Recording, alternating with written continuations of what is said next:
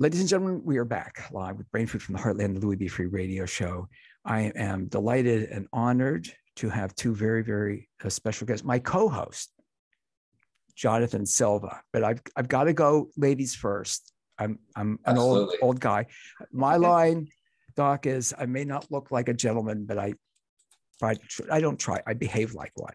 So I know that's old school, but introduce yourself if you would. Tell us about yourself. Hi, I am Dr. Molly Gleeson. I'm an exotics veterinarian in Southern California. I am a specialist in zoologic companion animals, which is basically the exotic pets that people have. So rabbits, birds, reptiles, things like that. Yeah. And I've got many more questions I want to ask you, but my co-host, Jonathan. Hi guys, Jonathan Silva from Rabbit Savior. How's everybody doing today? Hope everybody's doing good. Molly, I got a question for you. Tell us the schooling you had to go through to become a veterinarian. I'm very interested in, understanding that process. Yeah, absolutely. So it's been quite an intensive process. Only recently did I actually just be able to get out and practice and do my thing without having any schooling involved. But I did 4 years of undergraduate university and then 4 years of vet school. So all the veterinary schools are 4 years of medical school, just like human medical schools. And then once I graduated from there, I was technically a veterinarian. I had to take a national boards exam to be able to practice in the United States. And then I had to take a California state board exam to be able to practice in California. And then because I wanted to specialize, I did some advanced training. So I actually did 2 internships. Each of them were a year. The first one was a small animal internship to get just more training as a veterinarian in specialty medicine, surgery, emergency. And then I did 1 year in an exotics specialty internship where I saw exclusively exotic pet patients. And then from there, I went on to my residency in zoologic companion animals at UC Davis, which was another 3 years of very, very intensive training, did some research there as well as published papers. And then once I completed my residency, I was able to sit for my specialty boards exam, which took 2 rounds to get through, which is pretty typical. But I passed my boards exam, which is a 2-day, very intensive exam. To qualify for it, you have to do your residency or a certain number of years in practice and publish 5 papers. Wow. And then 2019, I passed that exam and became what we call a diplomat of the American College of Zoological Medicine. So I am boarded in, I'm a zoo specialist, but my subspecialty is zoologic companion animals, which is all of the pet exotics that we see. That's wonderful. I've got to ask you, why veterinary medicine for you? Why the path? Oh, it's a great question. Part of it is I've just always loved veterinary medicine. I've always loved being able to kind of take the pieces and put them together. I really love jigsaw puzzles. And for me, medicine is sort of that way where you pick out all the pieces, you put them together to make a bigger picture. And then I've just always loved animals. And so for me, those kind of fell naturally together. And then as I got into my teens, I started to actually work at veterinary clinics and worked through college and in a veterinary clinic. And just the more I worked there, the more I loved it. And so it just kind of continued from there. Wow. That is insane. That's almost 10 years. I mean, that's a lot of work. It's a lot of work. I want to touch on this subject too. A lot of debt. I mean, that's a lot of money to go through school, and you're still paying for that. And I mean, you're my hero. I mean, that's why they call you doctor. I mean, it's basically you're becoming a doctor, but for animals. That's very impressive. Wow. Okay. What about that debt? We make shirts that there are shirts out there, mugs and things that say real doctors treat more than one species, but as like a joke. But we always joke that we learn all the same things human doctors do. We just have to do it for multiple different animals. And I do not want to make it seem like human doctors do not do enough, because they work really hard and they learn a ton of things. But it's on par with human medicine. So yeah, very impressive. That's awesome. Yeah. And when you say that about, again, you've got, they're so different. Mm-hmm. They're all, I mean, I understand we know that in a life, but they're also so very, very different in exotics. When you say exotics, again, you're talking about rabbits, birds? You tell us, Dr. Gleeson. So exotics is basically anything that's not a dog or a cat or like livestock or horses. So those are kind of the large animal side of things. But I see everything from, so I see small mammals, which is rabbits, hamsters, guinea pigs, chinchillas, gerbils. I see reptiles, turtles, tortoises, snakes, lizards, alligators. I see birds, pet birds, chickens, ducks, sometimes raptors from falconers. And then I also see fish, sometimes primates, kind of the really exotic species that people have. I mean, we also see pigs. I've seen some exotic cats, so servals, things like that. It's amazing the things people will own, but we are here to try to make sure that they have the care that they need. So fish, how do you, yeah, that's a question. You gotta tell me about that. Yeah. Fish is a very, very specialized kind of side of things because you have to do everything in the water and you have to anesthetize them really to do anything, because you imagine you can't just like pick up a fish and it will let you do things. So we have to anesthetize them in the water, and then we can kind of do things with them. But we have a specialized equipment to be able to keep the water flowing over their gills if we do things like surgery or prolonged anesthesia. So it requires a lot of specialized equipment and just specialized knowledge. I never even thought of that. No. I mean, having had when, boy, I don't know, 60 years ago, maybe an aquarium and fish, and I never even thought about being able to take I remember certain things you could do with if they had ick. And again, now I'm going way back, but to actually be able to do surgery and. Yeah. See, that's insane because, like, I mean, if you think about it, the equipment you guys use for that, I mean, that's going to be expensive. So people have to realize, when they get their vet bill, that's why the vet bill is so much. So anything exotic is basically expensive.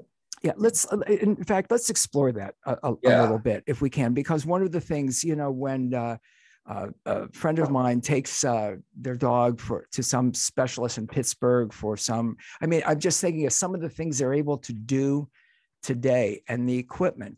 I think about what it costs to have like an MRI or something for a human, where they're doing them at hospitals, they're doing them all day long, every day. You're not using that equipment, but the initial investment, it's got to be just tremendous. Yeah. Mm-hmm.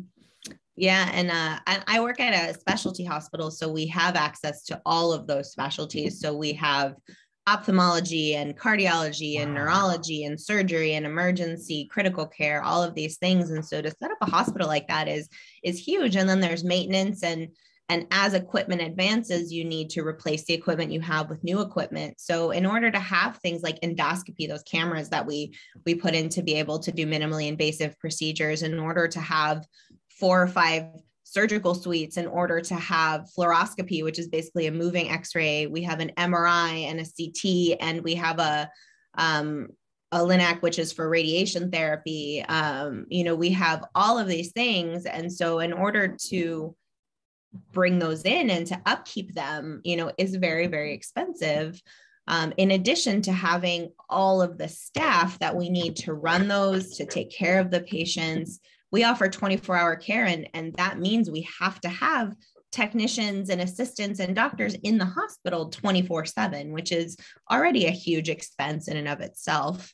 And that's the crazy part, because I don't think people appreciate that or see that. And I would love to actually do an interview live inside, a veterinarian, and show the world, hey, this is what goes on. I mean, you're talking about stuff that's human stuff. I mean, that's next level stuff. So I think the appreciation there needs to be elevated to that aspect where people are like, wow, you know what? I appreciate what you do. And speaking of that subject, are you on call 24 hours a day for stuff like this? For my specialty, yes, technically. So I work with other doctors and we sort of rotate, but I always have inpatients in the hospital. And so technically I'm always on call if something is happening with them and the overnight doctor needs to call me and kind of assess what's going on. We do have a rotating schedule of one of us in the department is always on call for kind of complicated emergencies or emergency surgeries. I do come in on my days off occasionally for, more complicated surgeries and things like that. definitely through internship and residency, I was on call constantly. I would, in residency, we would come in and see all the emergencies at night. We didn't have, doctors overnight to see them. And so I would work all day and then come in and see 4 or 5 emergencies, get a couple hours of sleep, and then come right back the next day. And that's pretty typical of most residencies, but a lot of us continue to do that even once we're out as, adult doctors out in the world. And I think it's funny. I've had people actually who don't understand that veterinary medicine it's medicine. It's just like human medicine. We have all the same specialties. And I get asked, "Oh, veterinarian, is that a certificate program?" Really? And I try really hard to backtrack and just remind myself that it's just that people don't know. So I think the more people know, the easier it is to understand just how much we do. That's wonderful. Talking with Dr. Molly Gleeson and rabbit savior, Jonathan Silva. You're an amazing young man. Thank you, brother. I appreciate it. When I think about some of the things that you're doing and thinking about some of the thing, and I know I'm jumping around a bit, but the vet bill, if you will, the cost for care, it's so different with when people, because of different medical coverages, et cetera. If you go for an MRI, deductibles, et cetera, all of that. But again, when you think about the equipment and all of what you're doing, it's expensive. It's expensive to operate. Like Jonathan was saying, 24 hours a day, just to have the ability to be able to take a 4-legged or winged family member or fish and 24 hours a day, a fish. Now you blew my mind with that, Molly, honestly, doctor, sorry. But that again, people need to understand what that bill is. Do you delve into that a little bit? Yeah. So in terms of, we have to charge for our time, we have to charge for equipment, we have to charge for medications. And some of that is actually dictated by whoever runs the hospital. We, as veterinarians, we discount a lot of things and we hate charging for things. So usually we're not very involved in the bill, but if we are, it always gets lowered. And we get in trouble for that, but forgive me for interrupting you, but we need you to stay in business. Exactly. And I appreciate that. And I have been the beneficiary of some of that generosity at some point. The reality is we need you to stay in business, and it's very expensive to stay in business. Yeah. And there's just, and as the part of the reason Rabbit Savior exists is because there just isn't as much insurance for pets at this point, especially exotics. There's really only one insurance company that covers exotics currently.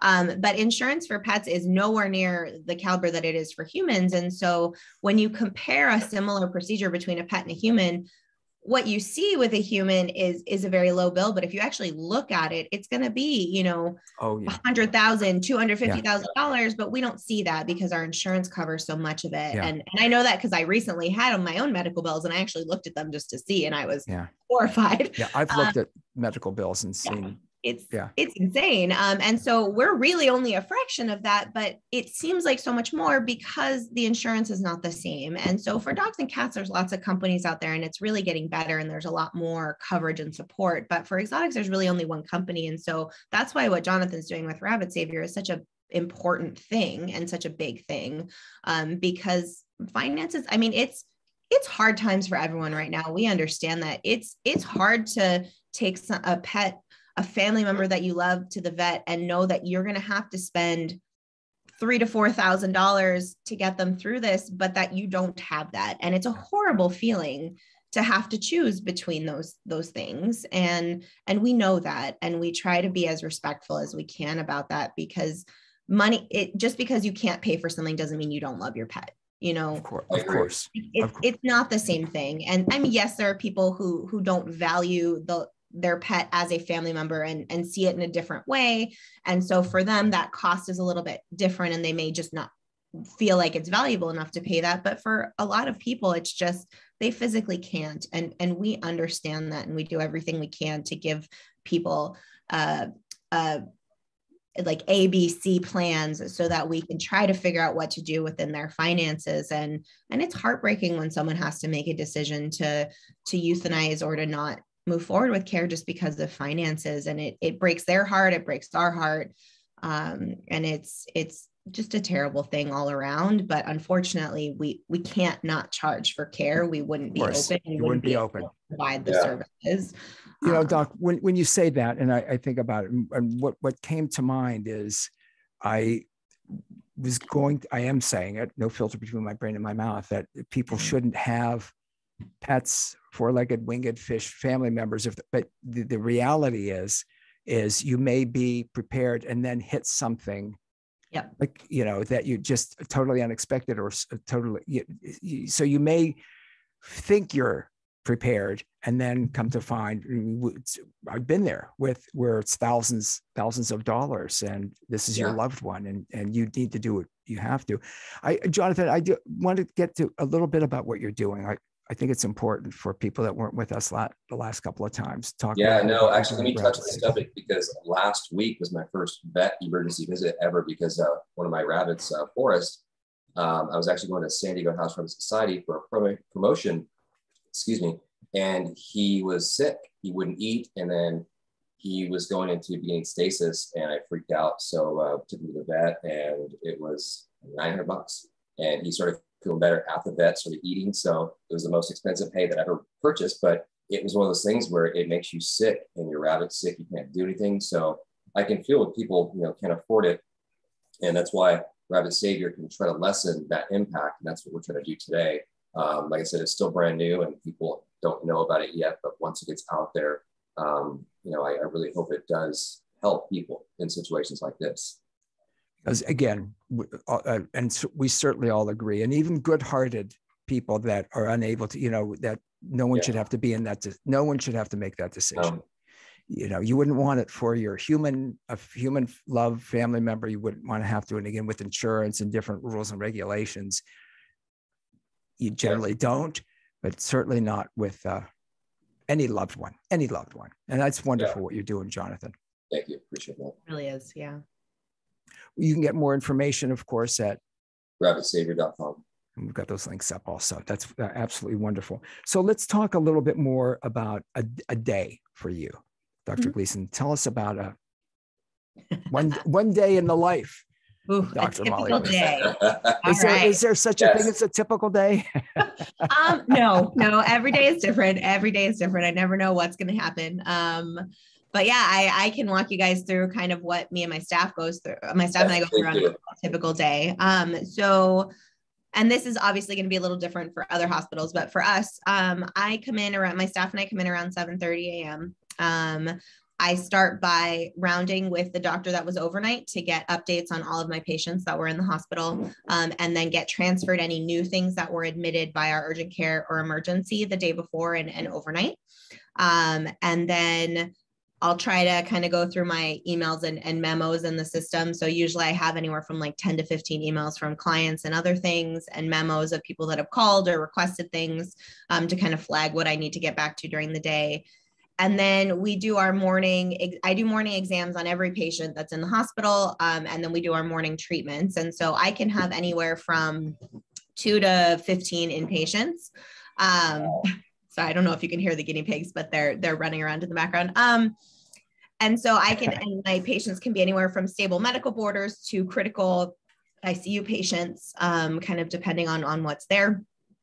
We do all of our exams and treatments, and then I call every single client to talk to them about their pet and how the pet is that morning, the plan. I usually try to call kind of my critical patients first, and then anything that's going home that day, and then kind of do my stable updates last. But you can imagine if there's 15 inpatients that it can take me till 1 p.m. to just get to everybody, because then my appointments start at about 9 a.m. And so I have appointment days and surgery days. On appointment days, I have anywhere from like 5 to 13 appointments, depending on if they're new pets, wellnesses, sick pets, rechecks, things like that. And then on procedure days, I have anywhere from 2 to 4 procedures, depending on if it's a big surgery or a smaller procedure.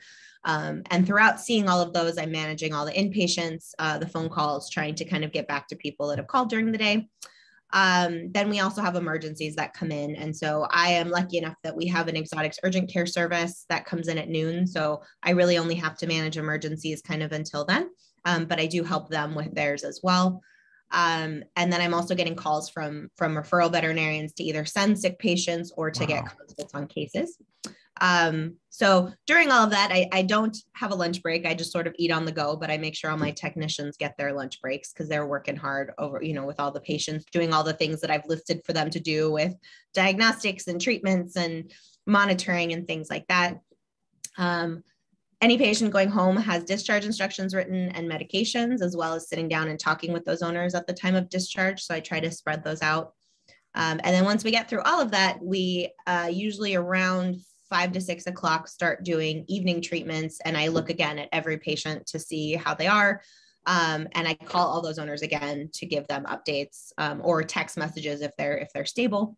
And then I have to round all of those patients to the overnight doctor to make sure that they're going to be cared for overnight, come up with their plans, make their treatment sheets for the next day. And then at the end of the day is usually when I get to patient medical records. So sometimes I'm lucky enough to be able to sit down and kind of jot things down in the records during the day. But otherwise I go home anywhere from 7 to 8:30 p.m. and then usually eat dinner and write records at home. And then things that don't get written, then I write on my days off. And so I spend a lot of my time on my days off, updating medical records, emailing clients, stuff like that. So it's a very long day for all of us. We try to get out on time, which on time is about 6 to 6:30, but that doesn't always happen. It really depends. Like last week I had a day where I had almost 20 inpatients, and then this week it was more like 3 to 4. So it really depends on, what's in the hospital and how sick they are. If something comes in, really, really sick at 4 p.m., I may be there till 10 if I'm, trying to stabilize it. So if people call me, in the morning, I may not get back to them till 8 or 9 o'clock. And I know some people get really frustrated with that, but it's not because I'm not concerned about their questions. It's not that I don't care. It's just that I literally didn't have a moment to sit down and think about it until the end of the day. And that's pretty typical of that pace for us. So that's mind blowing. Yeah. That's a lot. The line, what do you do in your spare time? And the answer, there is no spare time. There's no spare time. Right. I mean, for the majority of veterinarians, we sometimes we have to choose between our time and well-being and our patients, and the majority of us choose our patients at least most of the time, which is not healthy for any of us. And we're all trying to learn to be a little better. We're not taught very good self-care in general. I think that's changing in the community and the veterinary schools and things like that. They're changing the veterinary oath actually to add a sentence about focusing on your own well-being as well, to be able to provide the best care for your patients. I'm hoping that changes in our culture, but I mean, if there's a sick pet, like you do what you got to do. If something needs emergency surgery, I can't just be like, sorry, I'm gonna go home and have dinner. I'm tired. It's interesting you say that. And Jonathan, you and I were talking about this yesterday, and hopefully we can all get together again. I had Sandy Weaver on. I'll show you the book. I don't know if you can see it. I'll read the title. But she wrote a book called Happy Vet, Happy Pet: Caring for Your Pet's Caregiver. And it's really, it's beautiful. She's wonderful. It's really wonderful. When we think about that, and we were talking off air about the rate of suicide with veterinarians and the emotional aspect you're saying about self-care. Yeah. Do you mind if I ask you, how do you deal with it? Obviously you feel very deeply and feel very deeply for your patients and obviously care for their family member, but how do you deal with some of the stressors, having a euthanize, et cetera? Yeah. I mean, there's definitely a lot of stressors in our job, whether it's just the long days and the lack of sleep and the challenging patients and the euthanasias and the death. There's a lot. And then we deal with kind of external factors from angry clients and things like that. Angry clients. Angry clients, angry at you. Yeah. I'm sorry. Forgive my interruption. Yeah. I mean, I could see people that maybe are not engaged or whatever, but angry. Yeah. I mean, we deal with people at the height of their emotions every day. We're dealing with people that are devastated that their family member is sick, or guilty that they didn't do the things they needed to do and now their pet is sick. And unfortunately, a lot of that gets displaced on us. And so we joke that we act as therapists too. I spend a lot of time in rooms with clients or on the phone with clients, just talking to them about their lives and their emotions and things like that, and getting them through these situations too. And so that takes a big emotional toll as well. And I mean, it's a big part of our job. I love my clients and I'm so happy to be there for them. But it's a lot. And so I personally have had to kind of force myself to institute like a nighttime routine and things, like force myself to take time away from work to kind of just decompress and kind of let all of it dissipate. But you when you see bad cases during the day, when you have a patient die, when you euthanize them, you have to take all those feelings you're feeling and sort of tuck them away for the moment so that you can move on to the next thing and give it your full attention.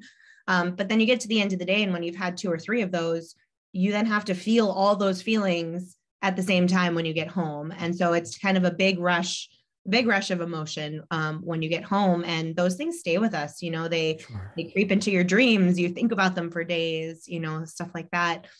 So it's a lot to deal with every day.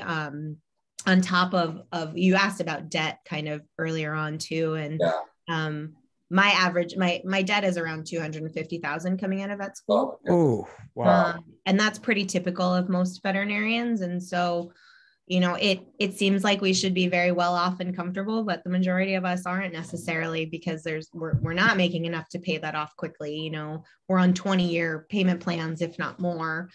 And so that's the things that people don't realize, and they just think, they're paying all this money. And if you don't mind, I like to touch on the subject because I heard about this a couple of weeks ago about veterinarians committing suicide, and that just literally blew my mind. And I was silent when the phone call. I didn't understand it. I'm like, can you touch on that for me? Yeah, it's becoming a huge problem. I pulled up, let me pull it up here, the article from the American Veterinary Medical Association that had looked at this, and they quote that female veterinarians are 3.5 times as likely, and male veterinarians are 2.1 times as likely to die from suicide as the general population. That is insane. Which is huge. And we've been dealing with this for a long time, but it's been getting worse and worse. There was a week last year where we had 2 veterinarians and a technician commit suicide in the same week. In the community, not in my hospital, but like in the veterinary community, one of which was a veterinarian that I knew fairly well. And I think the pandemic has just made it worse. And the people that I have known that have succumbed to suicide in this profession have been some of the most caring, wonderful individuals. And I think those are the people that are hit hardest by some of these challenges.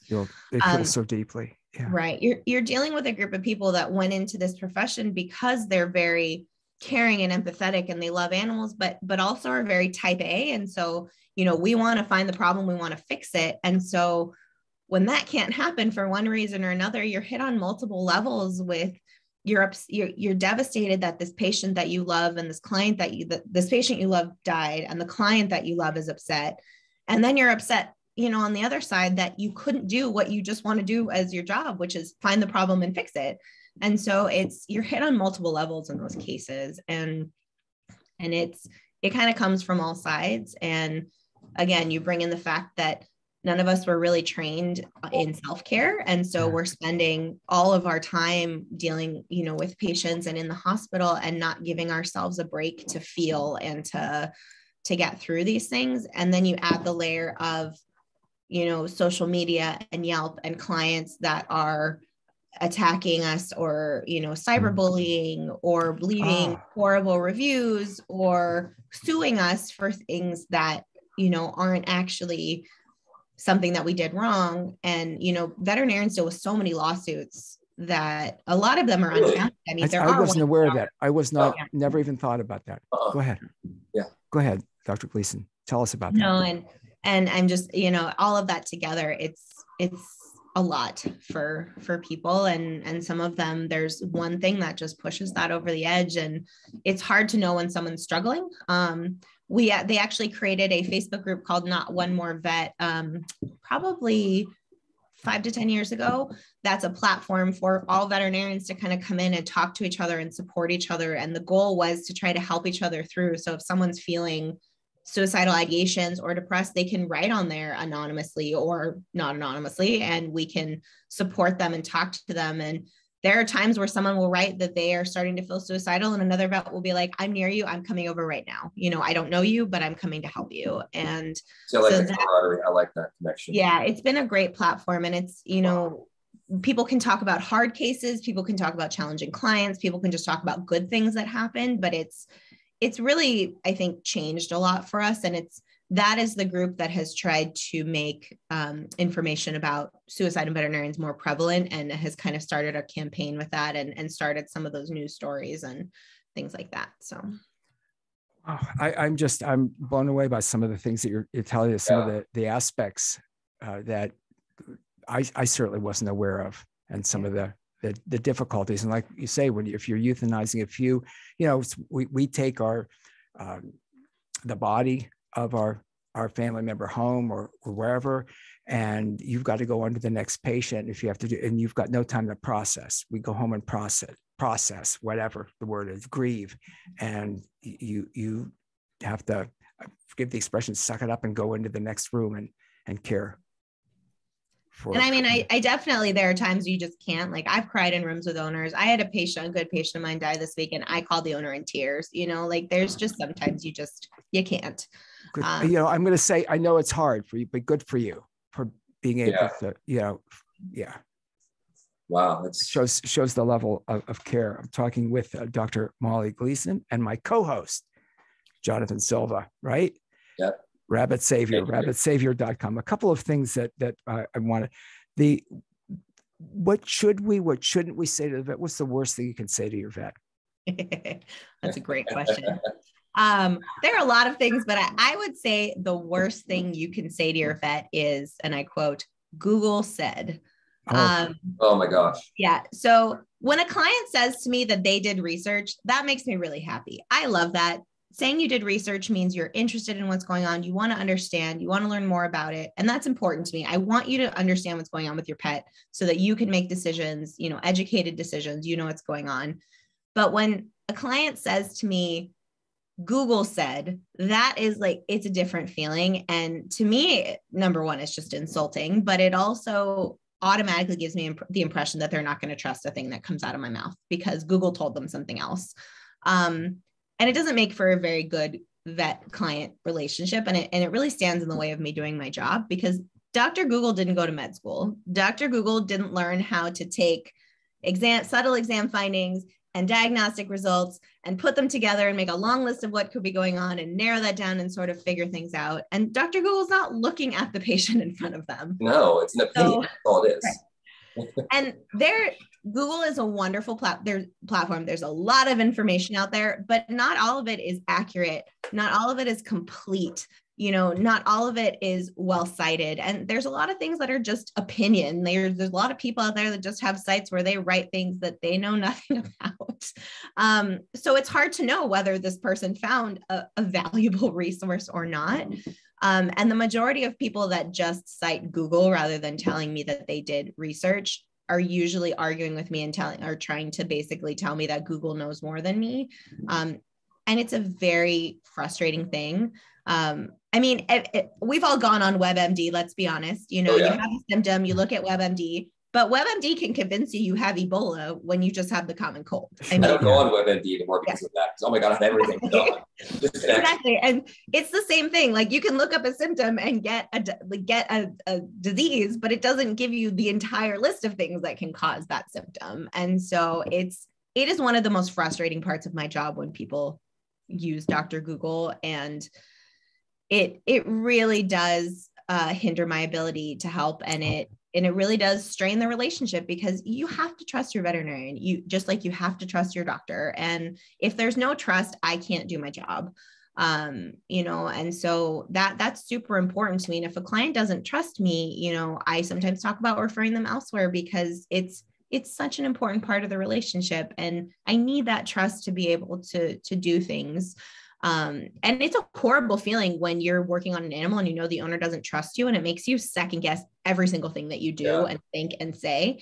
And so yeah, I want you to understand what's going on with your pet. I want you to ask questions, but telling your veterinarian that Dr. Google told you something is just not a great way to start. We were talking off air, and again, well, let me ask you, Dr. Molly Gleeson, for someone to say to you, Doc, I did some research on this. What do you think about this? Is different than saying Dr. Google said, correct? They're trying to inform themselves.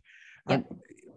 There's a way to communicate with your vet about something, a concern, whatever that you may have read about, but not to go in and think that you know it all because, like you say, Dr. Google said. There's a way to approach that, correct? Can you talk a little bit about that? Yeah, exactly. And I mean, I think what it comes down to is if Google could diagnose everything, medical school wouldn't exist. We wouldn't have to go be trained. We would just be typing everything into a computer. I think approaching it from a sense of, I did some research. This is what I found. What do you think? Can we talk about it? It's a great way. It opens up a dialogue. It tells us that you want to understand, and maybe there's something we didn't explain correctly. So then it allows us to kind of backtrack. And we actually have classes in school for communication where, to teach us how to talk to clients in different situations and to teach us how to relay information in a way that's easier to understand. If I throw a bunch of medical terminology at you, that may mean nothing. But if I can break it down into a way you can understand, then that helps both of us. And so we take classes for that, tons of them. And we still, throughout our careers, we'll take classes on that, and we're constantly learning. But that leaving it open to be able to discuss and get their opinion and have them explain more, that is what we want, not just, well, I read this and it's different from what you said, so I'm going to believe that. Wow. Yeah. Correct. Yeah. And they're coming to you. I find that absolutely awful. Again, someone that's interested in researching is probably good for you to talk with someone that, I'm going to say, did their homework, but to come in and think you know more than the teacher, I'll say homework, teacher, that you're going to go at is awful. I think awful, and again, that the relationship.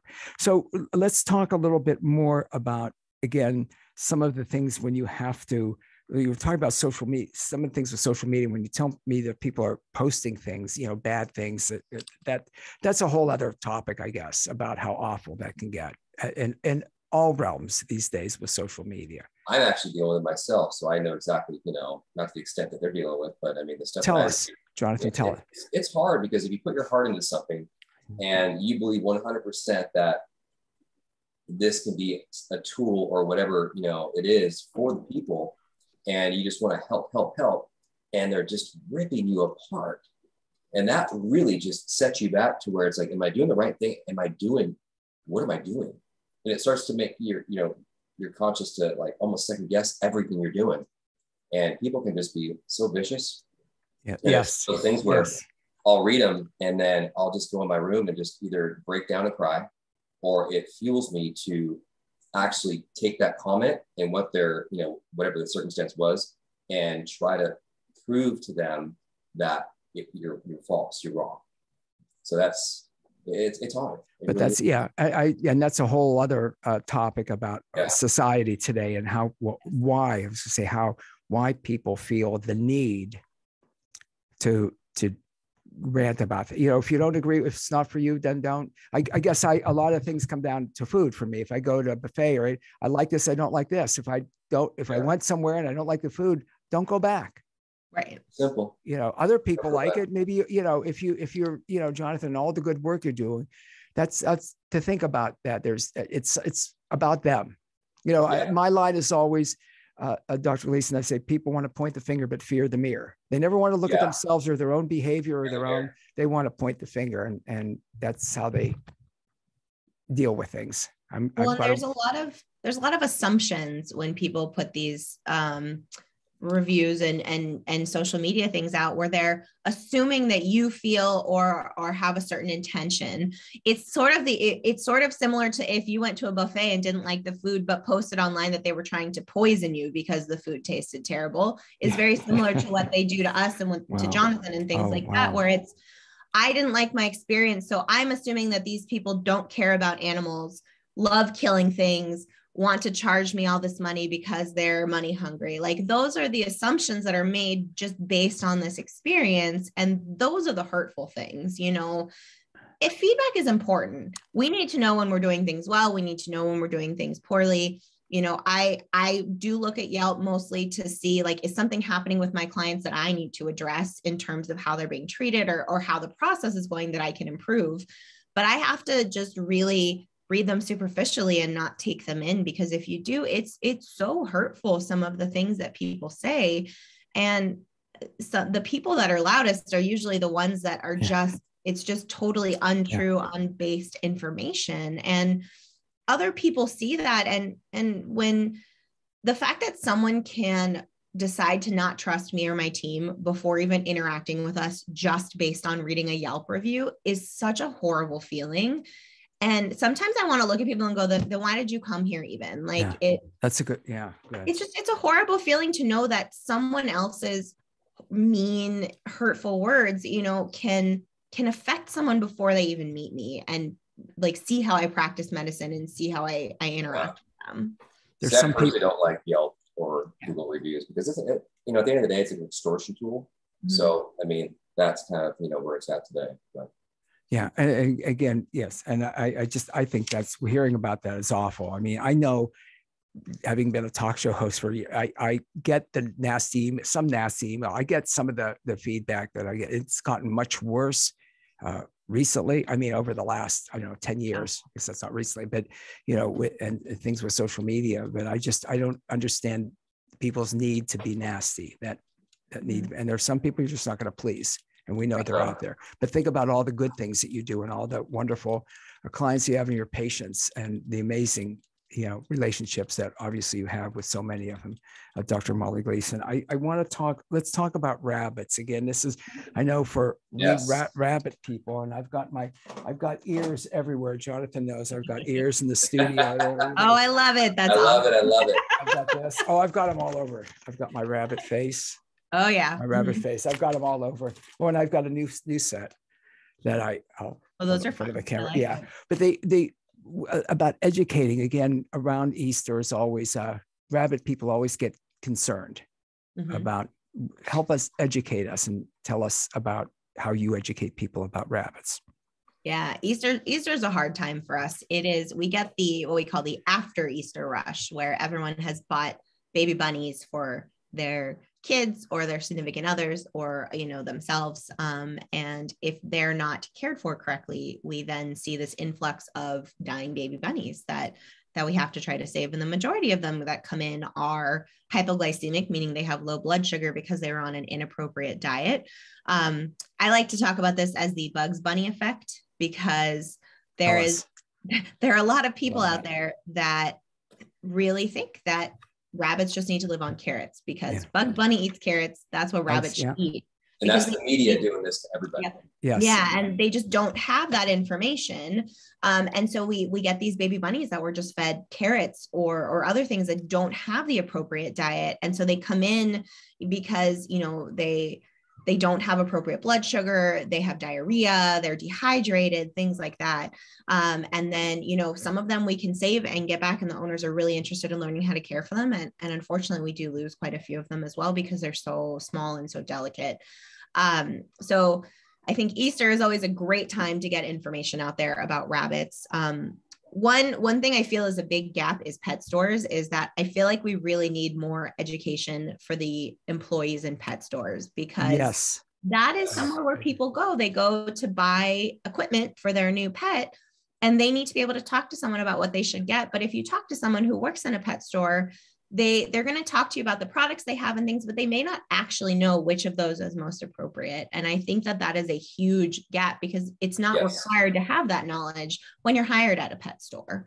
And so I think that's one place we could really improve, especially around Easter when people are getting these bunnies, to give people more information on the fact that they need hay. They need that long stem fiber to grind down their teeth and to keep their gut moving.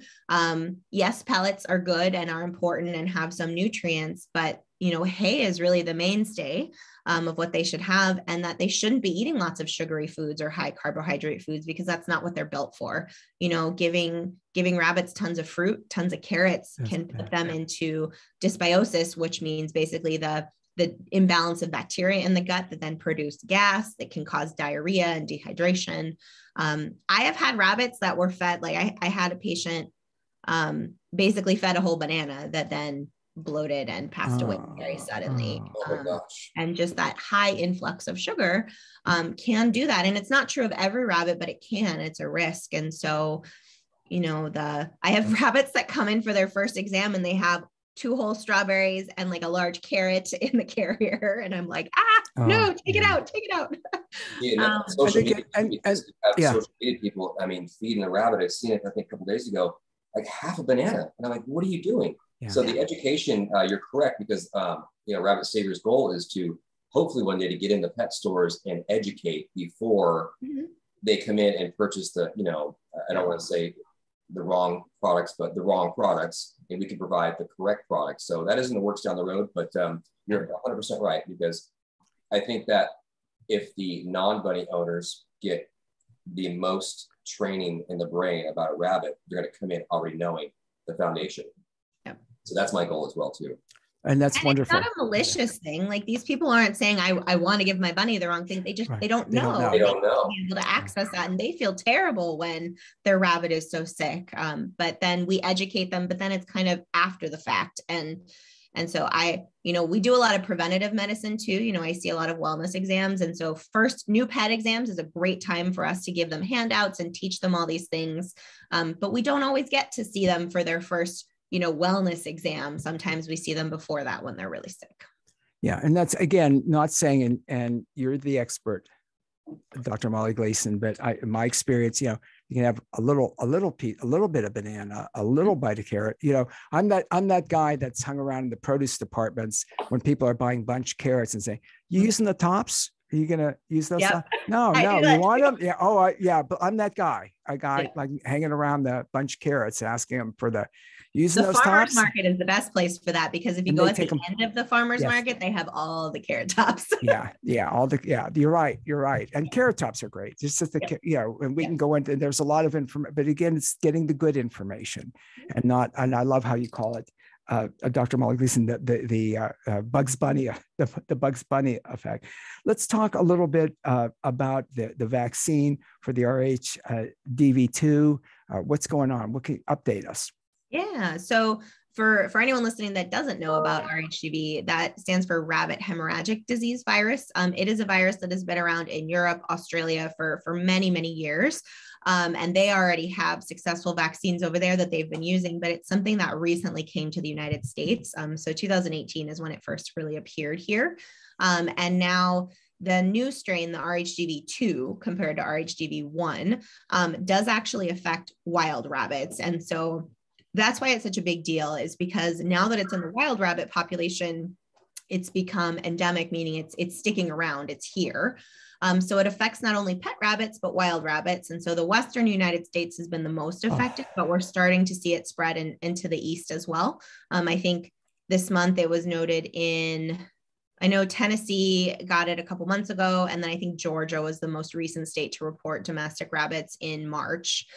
And so it's a very, very serious virus that can cause a fatal disease. It basically causes liver failure and bleeding because of liver failure. And mortality rate is really variable, but it can be anywhere from 70 to 100% in the populations that are affected. And rabbits that get it can die fairly quickly. There are rabbits that have gotten it that get through it and do well. But so the vaccine, it's kind of a similar state to what we think of with the COVID vaccine, where because we didn't have one that was produced in the United States and USDA approved, we actually got emergency use authorization to import ones from Europe that were already effective. And now there's a company in the United States that's actually made one that has emergency use authorization because they've proven it to be safe kind of initially. And it's exactly like what's happened with the COVID vaccines.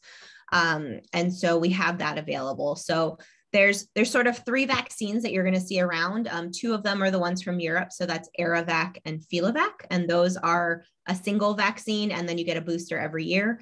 And then the new one from MedGene Labs is a 2 vaccine series where it's 2 vaccines, 21 days apart. So a little bit longer between them, and it's effective 2 weeks after the second one. So it's a much longer period before rabbits are protected. but it seems so far in preliminary studies to be just as effective. And the importance of the vaccine is it doesn't 100% guarantee a rabbit's never going to contract this disease, but it greatly reduces the risk of them contracting it. And if they contract it, it greatly reduces the signs associated with it and the risk of death. So it's really important for all rabbits, whether indoor or outdoor, to have this vaccine. We have definitely seen indoor rabbits that never go outside contract this virus. And that's because we can bring it in. It can come in on our shoes and our clothes. There's definitely things that can move the virus from indoors to outdoors, but it is especially important in rabbits that spend any time outside. And so I very strongly recommend that all rabbits be vaccinated. We've been just kind of combining it with annual exams because they need it yearly. And so you come in for your wellness exam, you get your vaccine. Really, the only side effect I've seen so far is a little bit of a local reaction. There's always risk of more with any vaccine, but I have vaccinated hundreds of rabbits at this point and have not had any severe effects from it. So, that's great news. That is absolutely great. That you that many and good results. And like you say, people, we can bring it in the house. So even if you've got an indoor bun, you should still get them vaccinated. Correct? Exactly. Yep. That's good. Yeah. That's important. Really, really important information, because again, a lot of people would think, well, my rabbit's never outside, it's never with a whatever. And that's that could cost your rabbit their life. Correct? Yep. Yeah. It's much less likely, but it's still possible. Yeah. It's less likely, but still possible. And do you want the risk reward? Well, why not just get them vaccinated? Exactly. That's really important information. I know we've got a birthday to talk about in a minute, Jonathan, but a little bit more about Rabbit Savior, if you would. Well, Rabbit Savior is basically an insurance program to where we actually assist with vet bills. And then, last night we just got our platform up. It's the Fund My Bun. So it's the equivalent to the GoFundMe, but it's a lot better. It's designed for the bunny community only. And we're pretty excited to roll it out, hopefully Monday. But other than that, we have a birthday today. Our ambassador, Jester, the giant bunny. Okay. Let me see if I can. Picture. Again, listeners aren't gonna. And he's all the way from the UK. He's our ambassador bunny. Let me see. Our British bun. That's good accent. Awesome. Share screen. Let me see if I can. There it is. I've seen pictures of him, and I really just want to pick him up and hold him. There he is. Oh no. We see it. Yeah, you see it. Okay, let me bring it over here. There we go. That is our ambassador, Jester. He's the sweetest little bunny. I mean, well, not a little, he's huge, but I just want to hold him. I would literally fly to the UK to just pet him. Seriously. Yeah. Oh, that's massive, amazing. Look at that bow tie. So handy. Oh, look at the hat and the little hat. For people, I'll get a picture posted. Happy birthday. Happy birthday, Jester. Oh, awesome. Wow, how cute. How cute. I love the bow tie too, Doc. You're right. The bow tie is absolutely great. Handsome man. What a handsome man. And a very, very, very, very happy birthday yes. to Jester. That is absolutely great. Well, I want to thank both of you. Jonathan, I love the relationship with you. Same, I love what you're doing and who you are in the world. And Dr. Molly Gleeson, you're amazing. And thank you for sharing and sharing so deeply. Yes, thank you, Molly. And educating us. Having me, yeah.